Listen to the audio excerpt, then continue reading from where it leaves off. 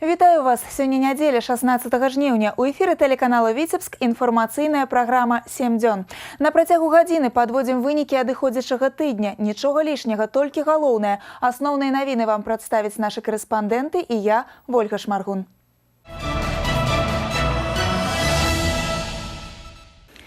Хлебарубы Аршанскага района першымі ў вобласці намалацілі 100 тысяч тонн збожжа. Яны ў ліку лідараў і ў параджайнасці. Збіраюць каля 40 цэнтнераў з гектара. А ў сельгаспрадпрыемстве Ларынаўка больш за 65 цэнтнераў на круг.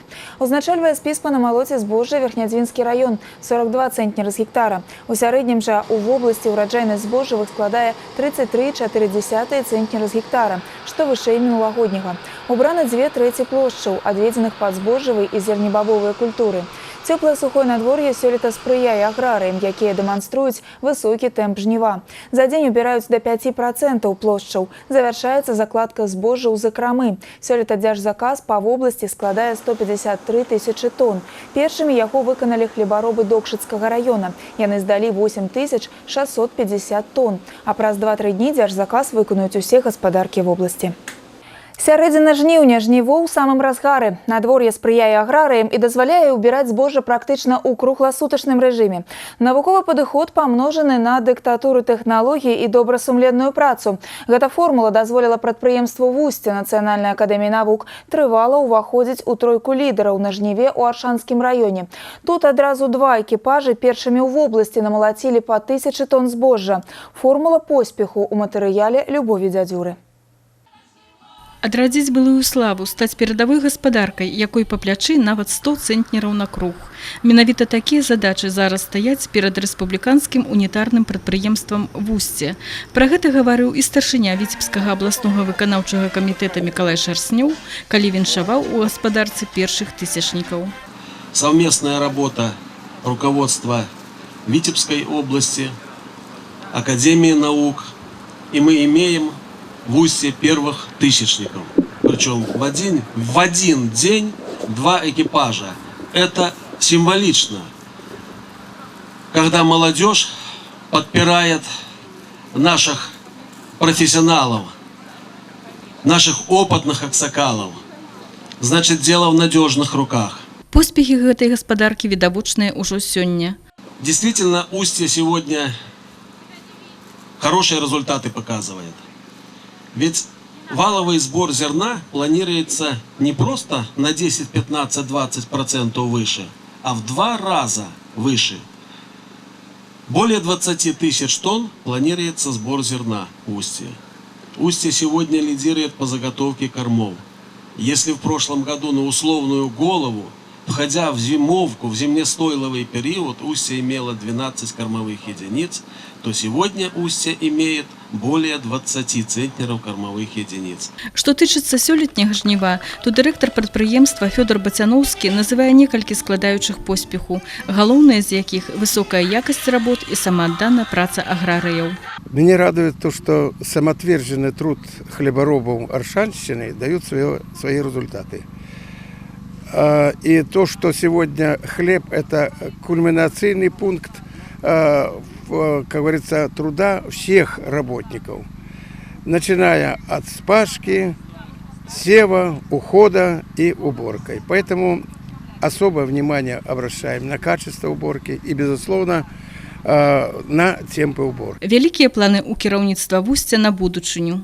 Мы сегодня работаем, подготавливаем почву для урожая следующего года, закладываем порядка 300 гектар под урожай 100 центнеров, ну и остальное, так сказать, чтобы получить не менее 70 центнеров. Калі ўсё задуманае ажыццявіцца, то гаспадарка выйдзе на ўзровень лепшых сельгаспрадпрыемстваў рэспублікі. Любоў Дзядзюра, Ян Пчэльнікаў, навіны Аршанскі раён.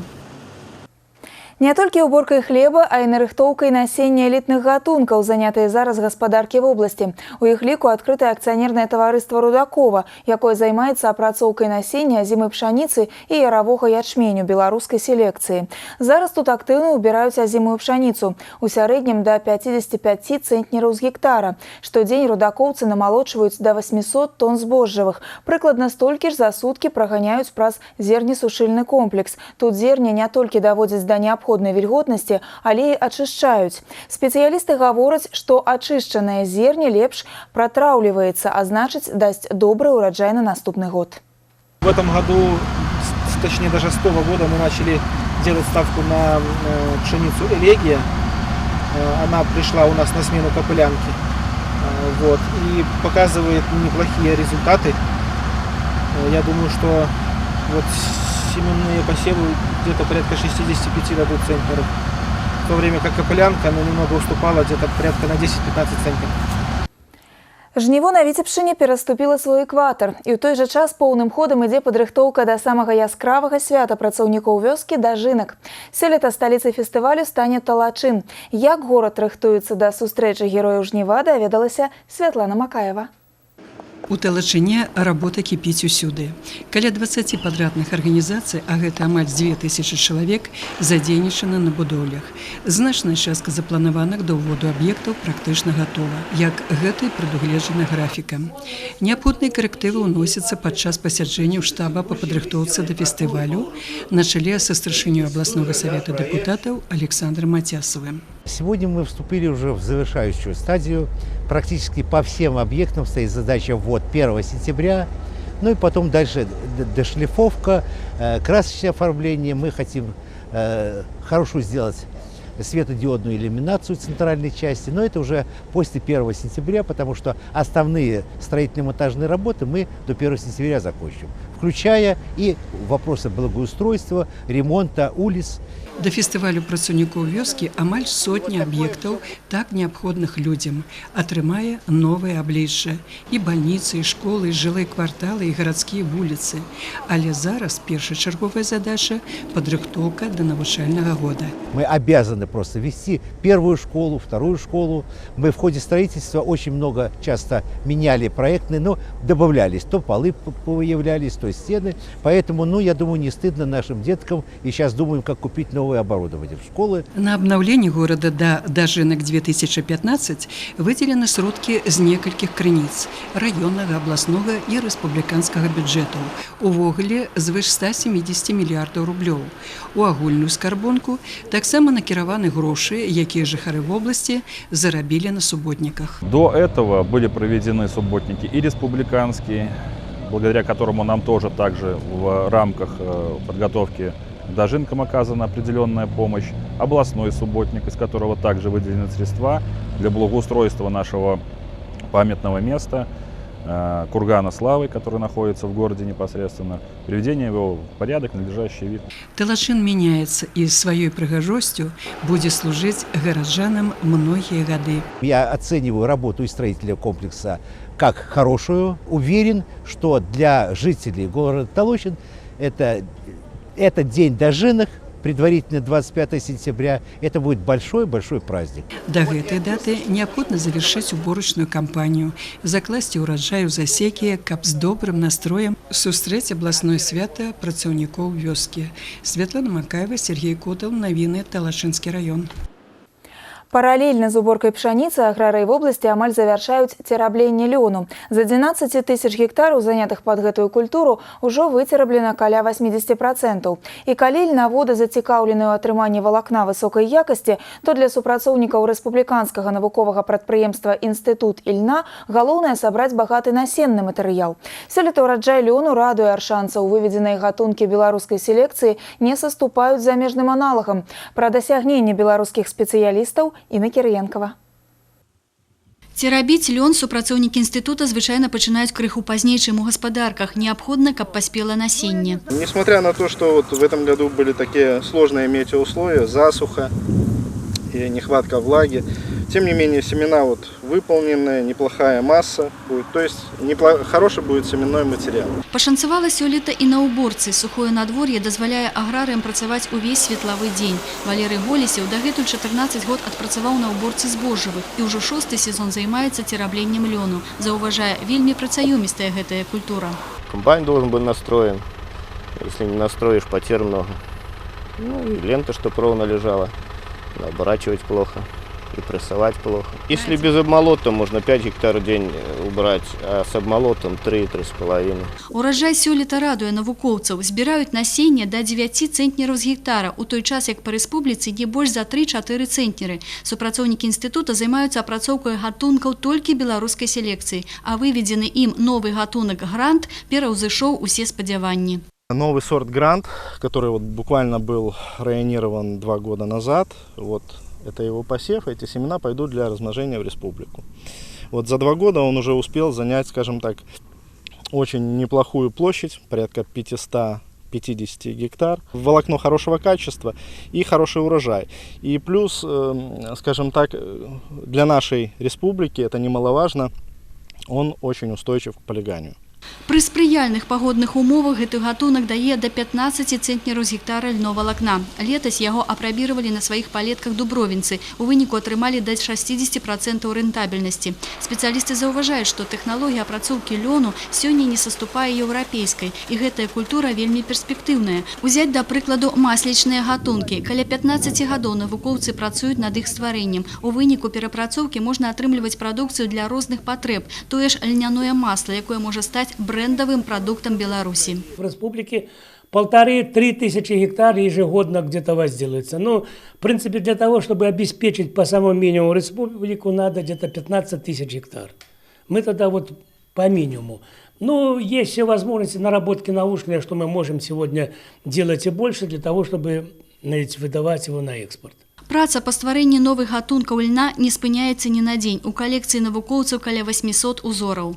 Здесь льна до гунца более 500 и 300 с чем-то, знаете, сортов льна масличного, сорта образцов. Сёння ёсць усе падставы зрабіць ільнаводчую галіну прыбытковай. Галоўнае, каб аграрыі павярнуліся тварам да гэтай культуры і ўшчыльную заняліся яе вырошчваннем. Інна Кірыенкова, Ян Пчэльнікаў, навіны, Аршанскі раён.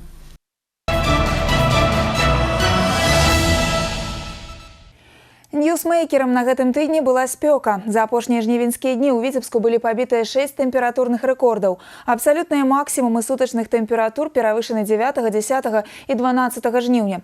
Тым часам медыкі не рэгістравалі павелічэнне званкоў у службу 103. Анамальная спёка вымусіла работнікаў многіх прадпрыемстваў падкарэктаваць рабочы графік. А насельнікі Віцебскага заапарка штодзень прымалі водныя працэдуры. У канцы тыдня халодны скандынаўскі антыцыклон вярнуў тэмпературны фон да кліматычнай нормы. Тэмпература паветра знізілася да 22–24 градусаў цяпла. Такое надвор'е захаваецца да сярэдзіны наступнага тыдня. Пры такім прагнозе ўзровень вады ў заходняй Дзвіне ў межах Віцебска можа дасягнуць гістарычнага мінімуму. Мінулым летам Дзвіна апусцілася ніжэй за 4 сантыметры нуля паста і пабіла рэкорд за ўвесь час гідралагічных назіранняў з 1876 года. Зараз узровень вады ў рацэ дасягнуў нулявой адзнакі. Унікальная ратавальная аперацыя. На заходняй Дзвіне навукоўцы перасяляюць вадзяны мох. Рэдкая расліна, занесеная ў чырвоную кнігу не толькі Беларусі, а і Еўропы, пад пагрозай знікнення. Пры падняцці ўзроўня вады ў рацэ чырвонакніжнік рызыкуе загінуць. Таму для яго пасялення знайшлі адразу 3 новыя месцы. Усе ў межах Віцебскай вобласці. Наша здымачная група разам з вучонымі-батанікамі шукала рэліктавы мох у прыдзвінскай вадзе. Паўстагоддзя таму на даламітавых парогах у заходняй Дзвіне вучоныя знайшлі рэдкі від вадзянога моху – цынклідотус дунайскі. І тады, і тым больш зараз, ён на мяжы знікнення. На сотні кіламетраў вакол ва ўсёй усходняй Еўропе гэта адзінае месца існавання рэдкай расліны. Вось так выглядае цынклідотус дунайскі або вадзяны мох. Ён расце толькі ў горных рэках цэнтральнай Еўропы. У гэтым месцы заходняй Дзвіны каля Рубы сышліся адразу 2 умовы існавання чырвонакніжніка. Гэта даламітавая парода, багатая карыснымі рэчывамі, і бурны рачны паток. Пасля будаўніцтва Віцебскай ГЭС узровень вады ў заходняй дзвіне паднімецца метраў на 10, а вадзяны мох расце толькі на глыбіні до 2 метраў, і значыць рэдкая расліна можа загінуць. Такая ж гісторыя яшчэ ў савецкія часы адбылася ў Латвіі. Тады цинклидотус дунайскі і не падумалі ратаваць. Данный вид был представлен, ближайшая точка данного вида была представлена еще на территории Латвии в советские времена. И когда ниже по течению реки Долгавы шло строительство ГЭС, этот вид был затоплен. Мы решили пойти другим путем, дать шанс этому виду сохраниться. Задача вучоных сабраць як мага больш даламітавых камянёў, аплеценых вадзяным імхом. Яны не проста перасяляюць адзін рэдкі від, а ствараюць цэлую сістэму для яго выжывання па новым адрасе. Нам надо и чистые камни, чтобы он заселялся. Для эколагаў і батанікаў захаваць рэдкую расліну справа гонару. Акрамя таго, любы від – гэта ланцужок у біялагічнай разнастайнасці, і яго страта можа прывесці да незваротных наступстваў. И ни в Украине, ни в Прибалтике, ни в России таких примеров переселения нет. В этом отношении мы становимся пионерами и лидирующей нацией, которая формирует не только положительный имидж как страны, но и создает методологию, как охранять природу. Месцы для перасялення рэдкай расліны вучоныя батанікі шукалі доўга. У выніку спыніліся на 3 вадаёмах з чыстай вадой і хуткім цячэннем. Вышэй па заходняй дзвіне на мяжы з Расіяй, рака Заронаўка ў Віцебскім раёне і Аўсянка ў Гарадоцкім. Вось каменні з цинклидотусам дунайскім беражліва выгружаюць на новае месца. Першыя 5 гадоў навукоўцы будуць пастаянна сачыць за тым, як асвойваецца і прыжываецца рэліктавая расліна. Кантроль над імхом, занесеным у чырвоную кнігу, возьмуць спецыялісты Віцебскага дзяржуніверсітэта і батанічнага сада. Вольга Шмаргун, Дмітрый Котаў, навіны, Віцебск, Гарадоцкі раён. Кааператары Віцебшчыны нарыхтавалі чарніц і дурніц у 10 разоў больш, чым у мінулым годзе. І хоць з-за пагрозы пажараў збор лясных ягад прыпыніўся, нарыхтоўшчыкі не сядзяць без справы. Актыўна разгарнулася нарыхтоўка садавіны. У лідарах лепельская спажыўкааперацыя. Што зроблена і што яшчэ неабходна нарыхтаваць у матэрыяле Святланы Макаевай. Ганна Давыдченкова з гордасцю паказвае свой сад, які пачынаў разводзіць яе бацька яшчэ да вайны. Дрэвы падрасталі, да іх падсаджвалі новыя, і сёння ад ябланевага ўраджая няма куды дзецца. Дзякуй нарыхтоўшчыкам пад'язджаюць на машынах да самага дому, тут жа купляюць і самі грузяць. Мяшкі з апаўшымі яблыкамі узважваюцца, і кожны кілаграм ідзе па 500 рублёў. Можна казаць нядорага, а калі падлічыць, колькі мяшкоў адразу здае гаспадар, то і прибыток отрымливается неблагий. Нигде яблок нет, а в Лядно всегда каждый год есть. Поэтому нужно особое внимание обратить на наше Лядно, и чтобы по первому зову всегда машина приезжала. Спасибо еще огромное. Все-таки я ж копейку получила какую-то, а это бы пропало. По плану лепельскім спажыўкааператарам неабходна нарыхтаваць амаль 1500 тонн яблок. А вось по аб'ёму нарыхтоўцы чарніц яны ўжо сталі лідарамі. Нарыхтавалі 68 тонн чарніц. Зараз замарожаная ягода рыхтуецца да адпраўкі на экспорт. Одну машину в объеме 20 тонн мы отгрузили на Польшу, фирму Комерекс, получили оттуда валюту по предоплате 40 тысяч евро. В этом году экспортные поставки у нас как минимум возрастут в 10 раз. Так мы просчитывали. Это наши доходы, это валюта в страну. Это объемный показатель, который доведен сегодня правительством и главой государства. З мая лепельскія кааператары пачалі нарыхтоўку гародніны. Першыя гуркі завозілі з Брэшчыны, а зараз бяруць у мясцовых жыхароў. Ідзе таксама нарыхтоўка морквы, буракоў, памідораў, цыбулі, бульбы. Задача у нас в текущем году заготовить не менее 19,5 тысяч тонн продукции, имеется в виду фруктов и овощей. В основном это пойдет на промышленную переработку на свой Шарковщинский консервно-овощесушильный завод, а также на предприятие Белгоспищепрома. Товарное яблоко идет в сеть, который располагает потребительская кооперация на сегодняшний момент. У хуткім часе кааператары в области прыступяць да нарыхтоўкі брусніц і журавін, пачнуць закладку гародніны і бульбы на зіму. Дарэчы, рэспубліканская радыёлагічная служба прызнала, што ягоды і грыбы ў Віцебскай вобласці самыя чыстыя. Перавышэння радыёнуклідаў у іх не выяўлена. Святлана Макаева, Кирилл Кайсберг, навіны Лепельскі раён.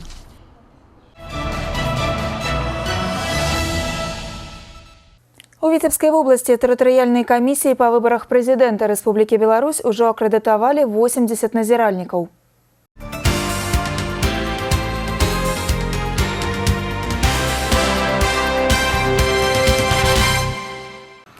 Значная колькасць назіральнікаў прадстаўнікі грамадскіх аб'яднанняў. Актыўнасць праявілі члены Беларускага рэспубліканскага саюза моладзі і Федэрацыі прафсаюзаў Беларусі. Назіральнікаў ад палітычных партый пакуль толькі 2, і абодва члены Кампартыі Беларусі. Акрэдытацыя працягваецца. Як паказвае вопыт папярэдніх выбарчых кампаній, найбольшая колькасць назіральнікаў рэгіструецца пасля фарміравання участковых выбарчых камісій. Да 26 жніўня стане вядомы іх склад. Зараз працягваецца збор подпісаў за вылучэнне кандыдатаў у прэзідэнты Рэспублікі Беларусь. Дапамога аграрыям, падрыхтоўка да абласнога свята працаўнікоў вёскі Дажынкі, капітальны рамонт устаноў адукацыі. Гэтыя пытанні былі ў цэнтры ўвагі дэпутатаў на 14-й пазачарговай сесіі Віцебскага абласнога савета дэпутатаў. Працягне тэму Любоў Дзядзюра. Сёння адна з найважнейшых задач – убраць хлеб, дапамагчы аграрыям. Каб паскорыць тэмпы ўборкі, в области павялічана датацыя з рэспубліканскага бюджэту на 80 миллиардов рублёў.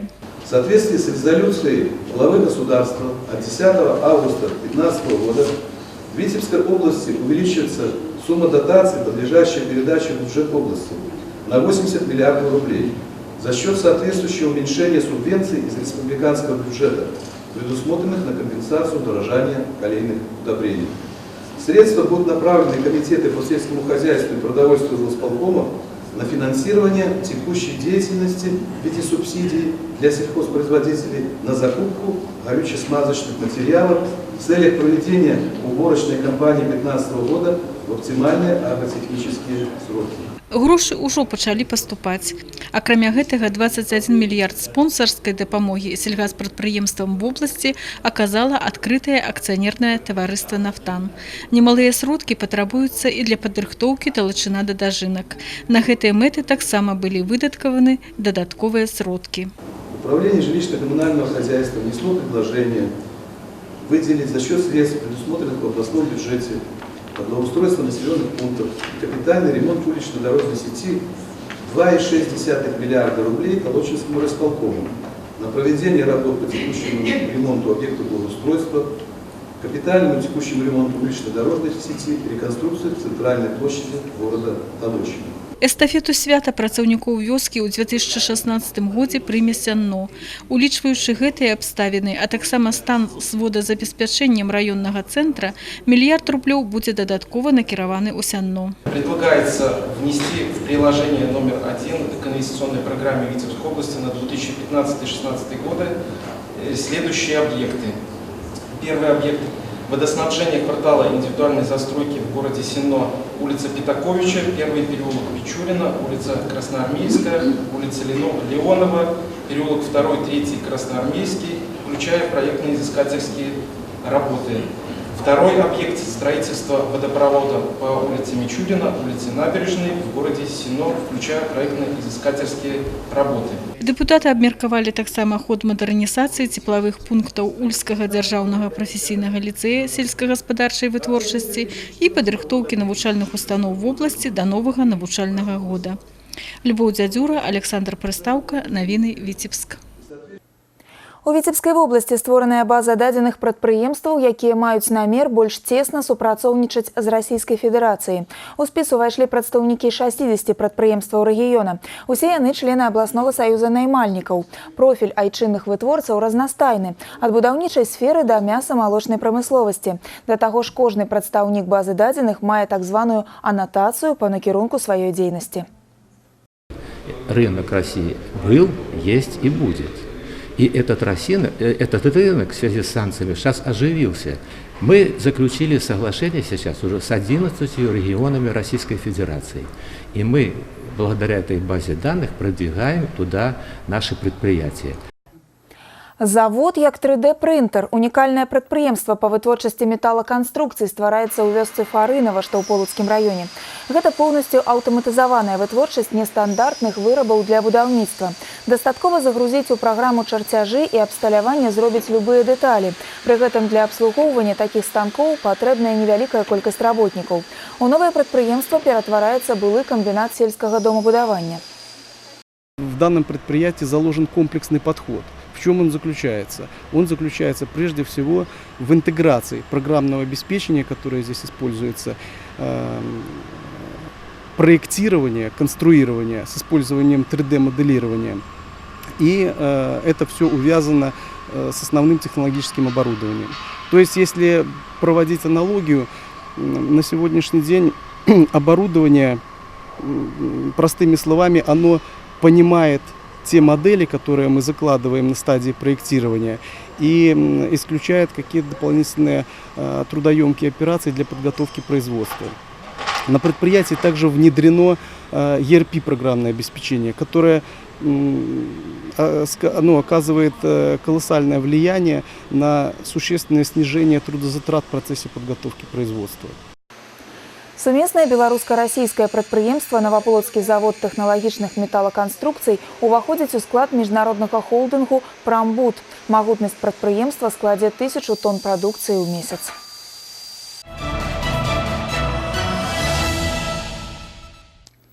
Канікулы без дыму і агню. У рамках рэспубліканскай прафілактычнай акцыі супрацоўнікі абласнога ўправлення МНС і пажарна-аварыйна-выратавальнага атрада «Віцязь» наведалі аздараўленчы лагер «Прамень», што ў Віцебскім раёне.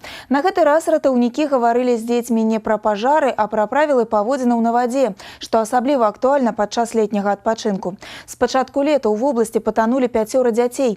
Выхаванцаў лагера навучылі аказваць першую медыцынскую дапамогу і нават пакаталі на спецыяльнай маторнай лодцы. На беразе возера ў жнівеньскую спёку пабывала і наша здымачная група. Раніца чарговага дня канікул для выхаванцаў аздараўленчага лагера «Прамень» пачалася з цікавай і карыснай сустрэчы. Людзей у форме дзеці сустракалі каля самых варот і не адыходзілі ад ратавальнікаў ні на хвіліну. Спачатку кароткі інструктаж ад медыцынскай службы па аказанні першай дапамогі. Вы надавливаете, получается, всем весом вашей верхней части туловища. И достаточно долго можете эти процедуры проводить. Можа, у сценах школьнага класа гэта інфармацыя і не выклікала б у дзяцей такой цікавасці, але паблізу вады на беразе возера вучыцца элементарным навыкам ратавання гатовы кожны. З непадробным энтузіязмам і хлопчыкі і дзяўчаты спрабуюць рэанімаваць пластыкавы трэнажор. І адцягнуць іх ад гэтага занятку пад сілу толькі вадалазам, якія дэманструюць сваю амуніцыю. Не толькі сродкі ратавання на вадзе, а і сапраўдны акваланг. Тут самае цікавае удыхнуць паветра, якім вадалазы дыхаюць пад вадой. Заодно детям нагадывают и основные правила безопасности. Не ходите купаться никогда одни, без присмотра взрослых. Все запомнили? Да! Мы теперь знаем, как надо спасать человека. Вы нам все показали, нам понравилось. Как надо себя вести, когда человек тонет. Мы будем очень осторожными в воде. Приемным бонусом для дзятвы стало катание на моторной лодце МНС. Тут все максимально бяспечна. Ратавальны жилет и целая команда водолазаў-спецыялістаў, якія назіраюць за працэсам з берага. Ад непрадбачаных надзвычайных сітуацый не застрахаваны ніхто, і ў гэтым выпадку дзеці павінны дакладна ведаць, што рабіць. Гэтаму якраз і вучаць супрацоўнікі МНС. Главная задача нашей акции республиканской «Каникулы без дыма и огня» – это предупреждение чрезвычайных ситуаций с участием детей. Мы не должны допускать возникновения пожаров по причине детской шалости с огнем. Мы не должны допускать детского травматизма. Наша задача, чтобы дети вернулись после летних каникул в школы здоровыми, целыми, невредимыми.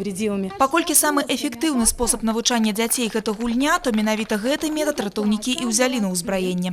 Заплывать далеко от берега опасно, совершенно верно. Для старэйшых анкетаванне, для малых віктарына з салодкімі прызамі, а яшчэ магчымасць апрануць спецадзенне ратаўніка пажарнага, праўда, размераў на 10 больш неабходнага. За час летніх канікулаў супрацоўнікі абласнога ўправлення МНС пабывалі з аналагічнымі акцыямі амаль ва ўсіх загарадных і прышкольных лагерах Віцебшчыны. Цяпер дзеці ўзброены неабходнымі ведамі, а зрабіць іх адпачынак бяспечным павінны дарослыя. Вольга Шмаргун, Кірыл Кайсберг, навіны, Віцебскі раён.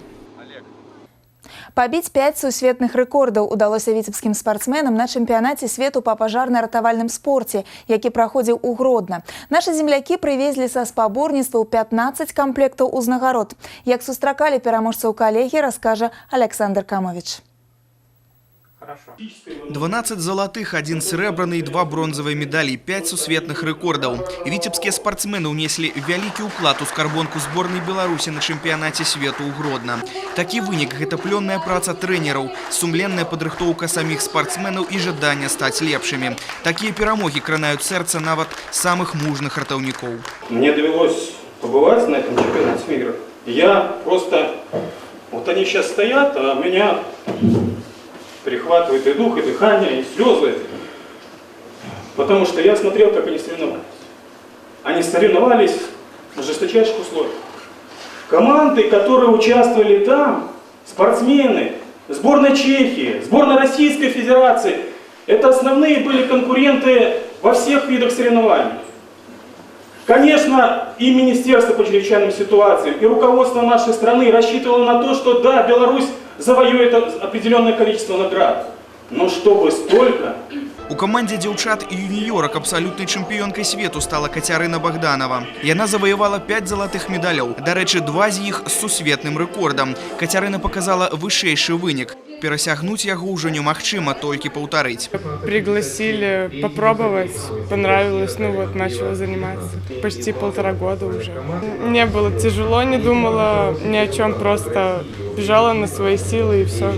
Не волновалась ничего. У складзе юнацкай каманды Ля Бабыдаў заваяваў сярэбраны медаль і заняў другое месца ў практыкаванні пераадолення 100-метровай паласы з перашкодамі. Для хлопца гэта далёка не першае спаборніцтвы, і Ілля ўжо не бачыць сваё жыццё без спорту. В этот спорт меня привел мой отец в возрасте примерно 10 лет. У тебя отец может тоже в МЧС? Да. Он работает в МЧС, тренирует тоже ребят. В дальнейшем собираюсь связывать и продолжать заниматься спортом и связывать жизнь с МЧС. У чэмпіянаце свету прымалі ўдзел 28 каманд з 13 краін свету. Гэта больш за 280 удзельнікаў. У склад зборных каманд Рэспублікі Беларусь увайшло 7 спортсменаў з Віцебскай вобласці. Большасць з іх выхаванцы Витебской школы пожарно-выртовального спорту. Ребята начинают заниматься где-то с 12-13 лет. Конечно, можем начинать и раньше немножко, если желание большое есть, но там их меньше мучаем просто. Подобраны со всех школ, со всех районов города Витебска. И также есть ребята из других городов тоже. Мы собираем областную команду, когда участвуем там в республиканских соревнованиях. Там на местах они с другими людьми готовятся. Костяк, в общем-то, Витебский собран весь основной команды. Па выніках спаборніцтваў беларускія каманды заваявалі першыя месцы ў чэмпіянаце свету сярод нацыянальных мужчынскіх, жаночых і моладзевых каманд, а таксама ў першынстве свету сярод дзяўчат і юніёрак па пажарна-вартавальным спорце. Сярод юнакоў і юніёраў прадстаўнікі Беларусі. Па выніках 4 дзён спаборніцтваў сталі пятымі. Александр Камович, Александр Рындзін. Навіны Витебск.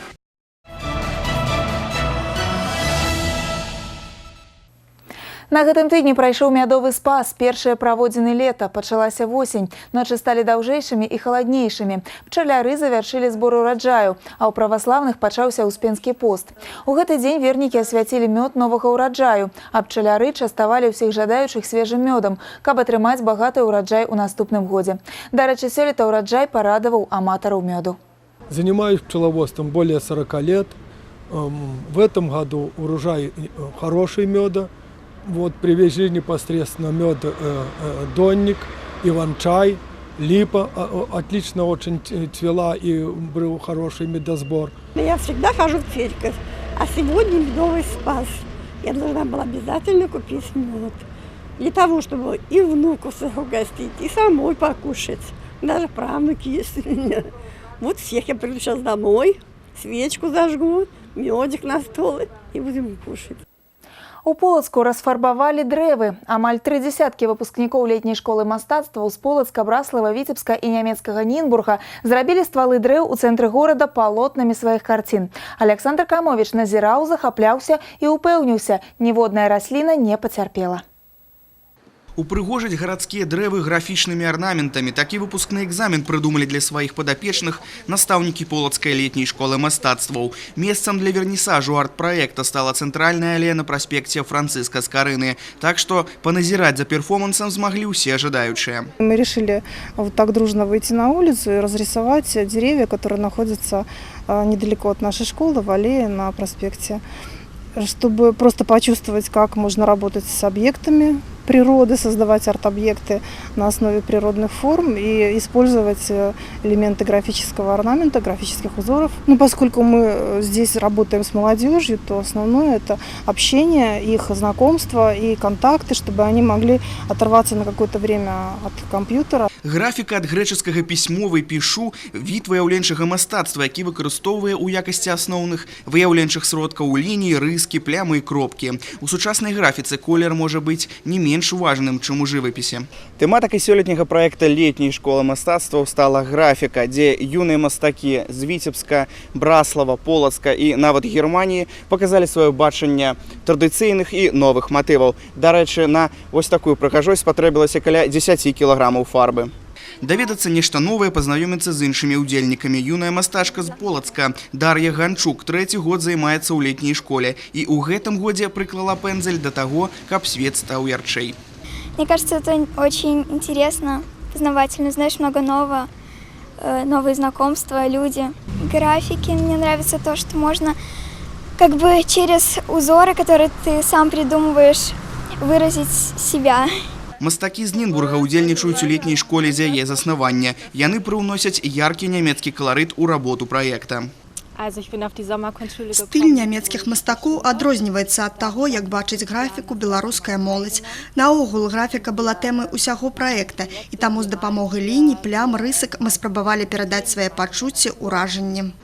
Паказаць сябе ў летняй школе мастацтваў вырашыла і Аліна Бачыва, юная мастачка з ЗША, кожнае лета прыязджае да бабулі ў Полацк і ў гэтым годзе вырашыла паспрабаваць сябе ў новым праекце. Каждый день мы были в группах, и каждая группа, она шла к другому учительницу и делали... Разным учителям? Да, и мы делали там у каждого учителя разные задания.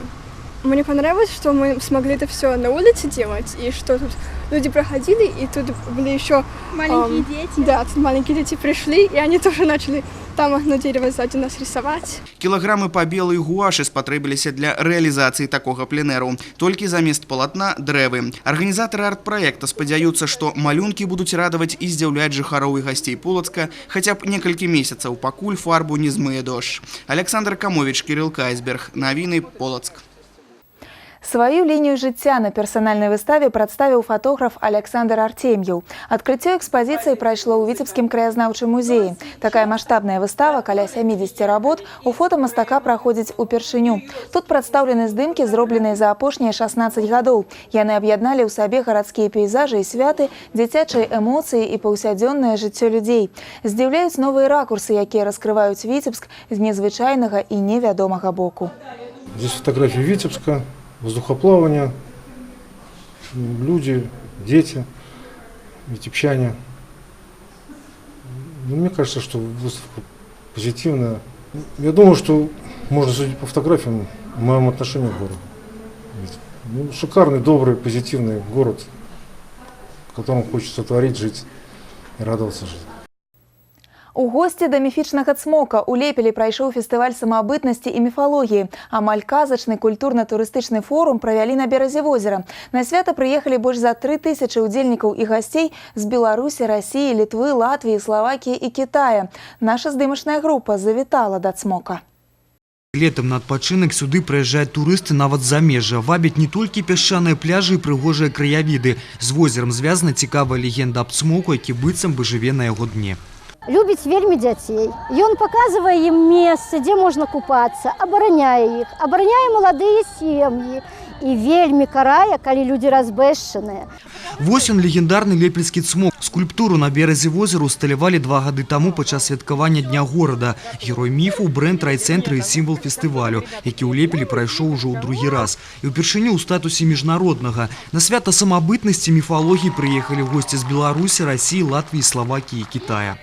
Балотнік незвычайны герой іншай легенды. Міфічны персанаж жыве ў бярэзінскім біасферным запаведніку. Далёкі родзіч лесуна – жывы бренд, які таксама прываблівае сотні турыстаў. Сейчас уже с появлением заповедника я уже перешел на легальное положение. Мне уже избушку построили, мобилку подарили. Інтэрактыўныя гульні, майстар-класы і дэгустацыі. Больш за 3000 чалавек прыехалі ў госці да цмока, каб на сабе адчуць адметнасць фестывалю. У літоўскім падворку чэргі. Госці чакаюць традыцыйных страў. Тут па фірменным рэцэпце і бульбы, і наварысты суп. Картошка, морковка, и мясо свиное, и капуста, ну еще приправы всякие. Мы его варим на каждой ярмарке. И в Литве, и за границей, куда поезжаем, везде варим в таком большом котле. На свяце выступілі прафесійныя этнафолк і рок-музычныя калектывы, а таксама аматары. Студэнты Пекінскага аб'яднанага універсітэта падрыхтавалі для гасцей фестывалю сваю музычную праграму. У рэпертуары нацыянальныя кампазіцыі. Беларуская моладзь праявіла ініцыятыву ў традыцыйных танцах і гульнях. Событийный туризм, связанный с какими-то фестивалями, это именно то, что может повысить интерес иностранных туристов к нашей стране. Кроме того, такой фестиваль очень интересен самим жителям Беларуси. С точки зрения культурной и с точки зрения соединения людей и народов тоже очень хорошая идея, потому что очередная возможность встретиться с друзьями будущими с разных стран. У глыбокім вішнёвы фестывалю Полацку грыбны ў лёзні сунічныя. Свой бренд мае амаль кожны раён Віцебскай вобласці. Цікавыя гісторыі, легенды прывабліваюць турысты і робяць адпачынак незабыўным і крыху таямнічым. Віктор Праліш, Марына Романовская, Александр Петровецкі. Навіны Лепель. Амаль 2 тыдні засталося на падрыхтоўку да новага навучальнага года. Напярэдадні першага званка на прылаўках магазінаў пашырыўся асартымент школьных прылад, а дызайнеры прадставілі калекцыі новай школьнай формы. Напярэдадні дня ведаў пройдуць школьныя кірмашы. Толькі ў Віцебскай вобласці іх адкрыецца больш за 90. Як рыхтуюцца да 1 верасня вучні, іх бацькі і што ў трендзе школьнай моды, ведае Анастасія Навумова. Мы используем разные отделки, это атлас, рюши, бархатные тесьмы, какие-то броши.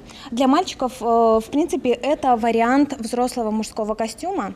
До нового навучального года на гэтым прадпрыемстве пачынаюць рыхтавацца задоўга до першага званка. Спадніцы, штаны, сарафаны. До школьного сезону выпусцілі каля 9000 адзінак школьнай формы. Дызайнеры робяць акцент на натуральныя матэрыялы. Гэта пашарсцяныя, баваўняныя і віскозныя тканіны.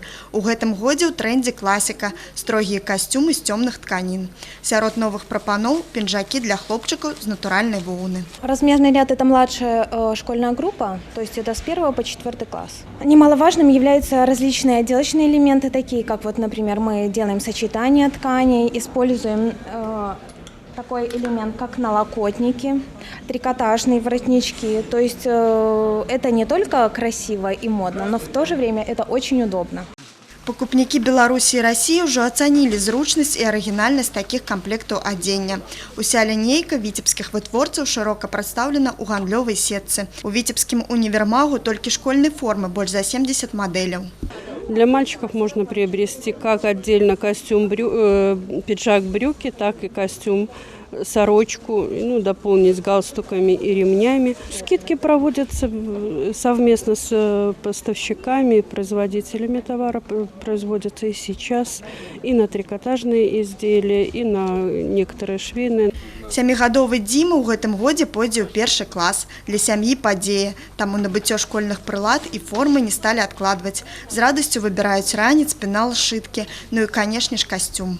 Надо, чтобы ребенок выглядел хорошо, чистенький, опрятный был. Когда ребенок выглядит опрятным, и отношения и учеников, и учителя к ним совсем другое. Алоўкі, ручкі, лінейкі, пашыраны распродаж школьных прылад у Віцебскай вобласці пачаўся яшчэ ў сярэдзіне ліпеня. Для зручнасці пакупнікоў працуюць больш за 1000 куткоў для школьнікаў. Мамы приходят, мы стараемся помочь. Обмену возврату подлежит в течение 2 недель. В основном всех устраивает. Напярэдадні дня ведаў 15 і 22 жніўня на Віцебшчыне будуць працаваць больш за 90 школьных базараў. Кірмашы здзівяць шырокім асартыментам і скидкамі. Анастасія Навумова, Марына Романовская, Александр Петровецкі. Навіны Віцебск. Віцебскія навукоўцы стварылі новы падручнік па астраноміі для 11 класа. Склалі яго дацэнты Віцебскага дзяржуніверсітэта Владзімір Голубеў і Іларыён Галуза у сааўтарстве з выкладчыкам Беларускага педагагічнага універсітэта Александрам Шымбалёвым. Дагэтуль вучэбны дапаможнік для школьнікаў выдаваўся двойчы. Новы падручнік папоўніўся вынікамі апошніх навуковых даследаванняў у галіне астраноміі. Впервые вышло у нас учебное пособие в 2003 году и второе издание в 2009 году. В этом году впервые это учебное пособие приняло статус учебника. Он учитывает все изменения, которые произошли и на уровне науки, и в методическом плане, и те пожелания мы учли, которые дали нам учителя в своей практической деятельности. Мы включили астрономические таблицы, мы включили контрольные вопросы, задачи в учебник. Новы падручнік па астраноміі выйшаў агульным накладам больш за 140 тысяч асобнікаў. Выдалі яго на 2 мовах – русской и белорусской. Именно о школьном образовании сегодня в студии программы «7 дней» говорим с заместителем председателя постоянной комиссии по образованию, науке и культуре Палаты представителей Национального собрания Республики Беларусь, заслуженным работником образования Беларуси, кавалером ордена Франциска Скорины Михаилом Николаевичем Волковым. Но говорим мы с ним как с учителем. Добрый день. Здравствуйте, Ольга. Здравствуйте, телезрители. Михаил Николаевич, все ваши регалии очень сложно перечислить. Для тех телезрителей, немногочисленных, я уверена, которые вас не знают, скольких победителей международных, республиканских олимпиад по математике вы подготовили? Значит, международных, всемирных олимпиад, я только скажу, 18. Это 3 золотые, 6 серебряных и 9 бронзовых. Причем в 2005 абсолютно первое место в мире. А республиканских 186. Заключительного этапа. А международных у меня очень много, но я их не считаю. Это Балтия, это Балканы, это страны СНГ и другие международные турниры. У вас есть своя авторская методика преподавания. В чем секрет ее эффективности? Ну, авторская методика моя основана на той методике, которая была создана в 1908 году. Была опубликована работа Шохора Троцкого, известного русского методиста, «Метода целесообразных задач». Вот это и суть моей методики. Она апробирована, она давала прекрасные результаты, потому что я уже 3 года не работаю учителем.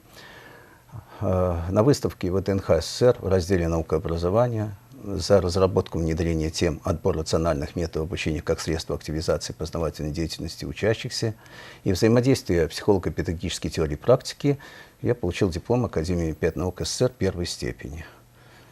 Вот. То есть в чем суть ее? А суть в том, что это разговор не для телезрителя, это долгий разговор, но я говорю несколько вопросов.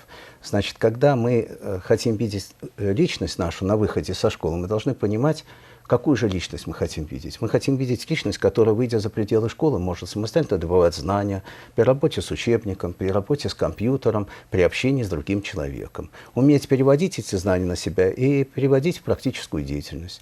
То есть это должна быть интеллектуально развитая личность. Чтобы не путать, есть очень много определений интеллекта, но я возьму определение немецкого психолога Стерна. Это общая способность человека сознательно регулировать свое мышление в новых условиях. Если личность умеет сознательно регулировать свое мышление в новых условиях, значит, это интеллектуально развитая личность. А каким же критериям должна удовлетворять эта личность? Вот сейчас я говорю, это должно быть понятно для телезрителя, и в этом будет суть всей методики. Первый критерий – это как ученик умеет сводить неизвестное знание к известным алгоритмам, к известным знаниям. Оля, вы, я и все телезрители могут решить только ту задачу и ответить только на тот вопрос, который сводит к известным для себя знаниям. Не умел свести – не решил. Второй критерий – при помощи каких интеллектуальных действий ученик получает результат, то есть что он затрагивает для того, чтобы получить результат. И третий, самый важный критерий – как ученик может образовывать сочетание новых идей, отвечающих определенной цели, и переводить эти идеи либо в пошаговую программу, либо в эвристическую схему, чтобы было понятно для окружающих. Вот для того, чтобы добиться эти 3 критерия, и создана методика. Потому что самое важное – это развитие личности. Если личность у личности хорошо развито мышление, все, это личность по жизни и хороший студент, и хороший работник, и вообще интересный собеседник. Вот о чем идет речь. Расскажите, пожалуйста, о центре изучения математики, Да. который вы планируете открыть в Витебске. Он уже открыт. Значит, центр этот создан на базе гимназии номер 8, но это городской центр. Мы поговорили с Иваном Антоновичем Щелком, это наш начальник образования. области, облсполкома. Значит, дело в том, чтобы повысить уровень математического образования, нужны люди, кадры, вот, нужны дети. И поэтому попросил он меня, как опытного педагога, когда-то создать такой центр. Вот я провел олимпиаду 5 классов, предложил детям, которые желают, не победителям. И ко мне пришло, там около 40 человек ко мне ходит с разных школ города. Центр называется «Обучение доказательным рассуждениям». Я провожу одно занятие в неделю по субботам. Почему? Потому что я в пятницу приезжаю сюда, в Витебск, поздно вечером, в субботу я провожу занятия. Значит, мы учимся мыслить, учимся создавать причинно-следственную связь, учимся доказывать, и заодно проходим специальные методы мыслительной деятельности, то есть анализ, синтез, индукция, дедукция, а также специальные методы решения задач, как инвариант, принцип крайнего, принцип Дирихле и так далее, то есть логические приемы решения задач. Детки со всего города? Либо со всего только... города. Это нынешний будет 6 класс. В следующем году на весенних каникулах я опять проведу олимпиаду 5 класса и опять соберу. Но уже центр для тех, кто будет в 5 классе. Поэтому родители, пожалуйста, приходите. Михаил Николаевич, а какие проблемы современного образования вам кажутся на сегодняшний день наиболее острыми? Оля, в образовании проблем море, так же, как и в государстве. Море проблем. Во-первых, самая важная проблема – это повысить статус учителя. С одной стороны, это, конечно, должна быть соответствующая заработная плата для учителя, но самое главное, статус учителя повышается за счет самого учителя, за счет его качества. Для этого надо создать условия, при которых абитуриент пойдет на педагогические специальности, лучший абитуриент, тогда будут хорошие учителя. Учитель – это основное звено в учебно-воспитательном процессе. От качества учителя зависит и качество ученика. Вот о чем я хочу сказать. Это важная проблема.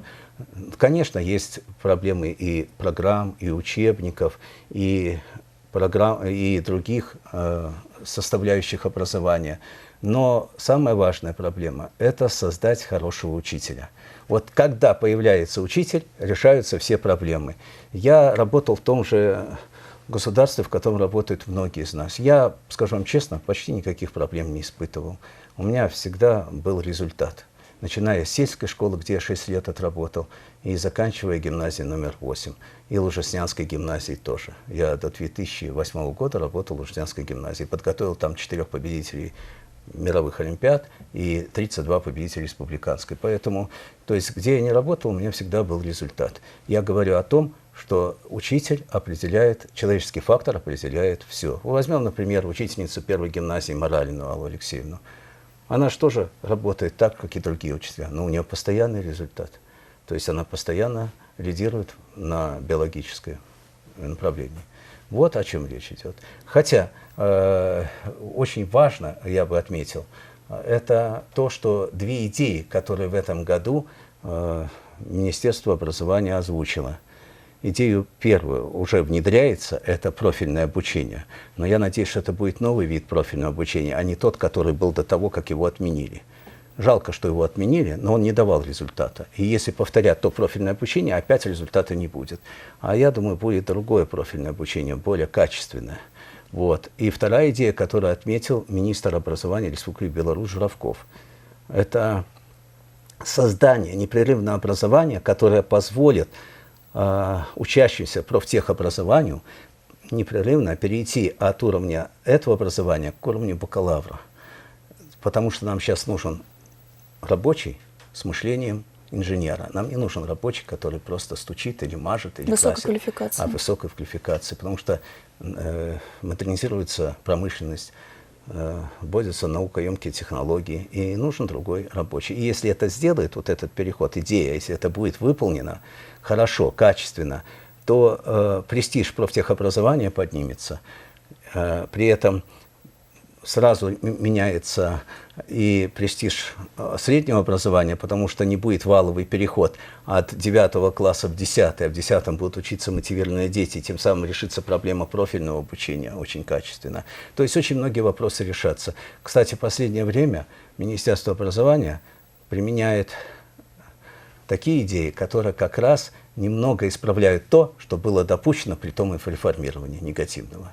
То есть идет пока положительная тенденция. Не знаю, как она будет на внедрении, потому что все, что начинает внедряться, как правило, искажается. Вот если оно не будет искажено, будет качество.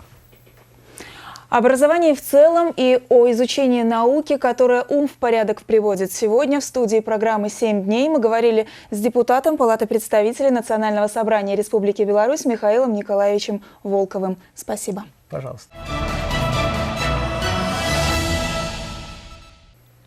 Хоккейный клуб «Витебск» не зусім удала пачаў сезон. Витебские футболисты упустили перамогу над лидерами чемпионата Украины. Разом з тым порадовала команда Витебской области по пожарно-прикладным спорте, якая привезла 15 комплектов узнагарод з чемпионату свету. Про самые цікавые спортивные подеи, якія чакаюць вас на наступным тыдні, расскажа мой коллега Александр Камович. Привітанне, Александр. Привітанне, Вольга. І ты слушна зазначила, што справы ў футбольнага і хакейнага клубаў з Витебска складваюцца не лепшым чынам. Витебские «Мядзведзі» не змаглі перайграць саперніка ў першых двух кругах розыгрышу Кубка Салея, аднак далі надзею балельшчыкам у гульне з Брэстам, дзе віцебскія спартсмены вырвалі перамогу 3-2. А футбольны клуб абласнога цэнтра не змог утрымаць перавагу з Белшынай у выніку 1-1. Аднак аб усім па парадку. Хоккейный клуб «Витебск» не зусім удала пачаў сезон. Па словах трэнера белаблакітных Юрыя Чуха, тэрмін у розыгрыша кубка не зусім зручны, бо каманда не паспявае належным чынам адпрацаваць тыя ці іншыя камбінацыі перад першымі іграмі, што, відаць, і адбылося ў стане віцяблян. Аднак да трэцяга тура «Мядзведзі» настроіліся і паказалі добрую гульню з Брэстам. Наступны матч хоккейны клуб «Витебск» гуляе з лідарам падгрупы «Б» «Дынамо Маладзечна» 17 жніўня. Наваполацкі «Хімік-СКА» выглядае крыху лепей пры дзівінскіх каліях і сёння займае одну з лідзіруючых прыступак падгрупы А. 17 жніўня навапалачане адправяцца ў Жлобін, дзе сустрэняцца з «Металлургам». Дарэчы, у Кубкі Салея змены ў раскладзе. Аддзел па правядзенні спаборніцтваў Асацыяцыі Федэрацыя хакея Рэспублікі Беларусь інфармуе аб тым, што 17 жніўня 2015 года усе матчы розыгрышу Кубка Салея пачнуцца ў 18:30. Колькі слоў пра футбол. ФК «Витебск» упусціў перамогу ў матчы з Бабруйскай Белшынай 1-1. Трэнер віцяблян Сергей Ясінскі расказаў, што не вельмі прыемна выпускаць перамогу на апошніх хвілінах, але яго парадавала тое, што футбалісты засмуціліся гэтай нічыёй, а гэта значыць, ігракі Витебска настройваюцца толькі на перамогу, нягледзячы на статус суперніка. Наступная гульня футбольнага клуба «Витебск» пройдзе 23 жніўня. Віцябляне прымуць брэсцкае «Дынамо», а Наваполацкі «Нафтан» у гэты дзень прымае Белшыну. 20 і 21 жніўня ў Полуцку пройдзе абласное першынство па акадэмічнай грэблі ў рамках алімпійскіх дзён моладзі, а з 21 па 22 жніўня ў Лужасна пройдзе абласная спартакіяда работнікаў прафсаюзаў. Такія спартыўныя навіны чакаюць нас на будучым тыдні і будзем спадзявацца, што віцебскія спартсмены здабудуць не адну перамогу. Дзякуй, Александр, а мы працягваем.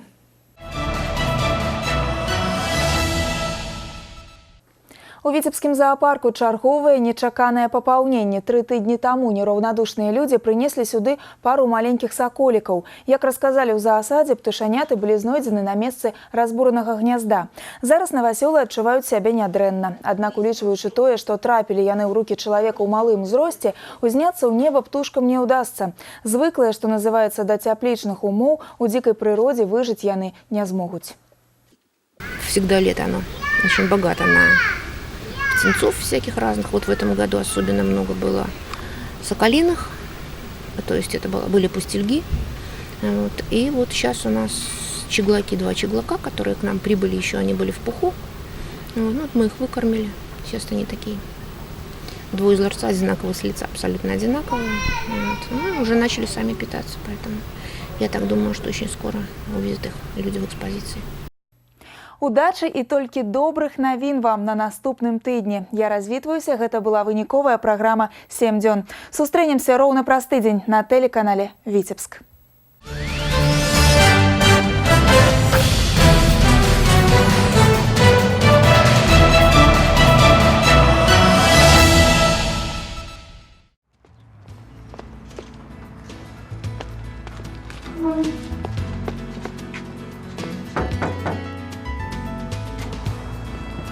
Здравствуйте. Здравствуйте. Меня зовут Инна Иванова. Я член инициативной группы Петра Петровича Петрова. Не очень вас понимаю. В октябре текущего года, как вам известно, состоятся выборы президента Республики Беларусь.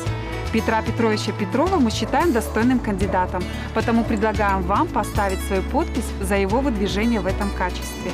Сбор подписей осуществляется членами инициативных групп избирателей, которые должны иметь удостоверение, выданное Центральной комиссией Республики Беларусь по выборам и проведению республиканских референдумов, и документ, удостоверяющий личность. А где я должен расписаться? В подписном листе. Тут довольно много информации, я хотел бы изучить ее.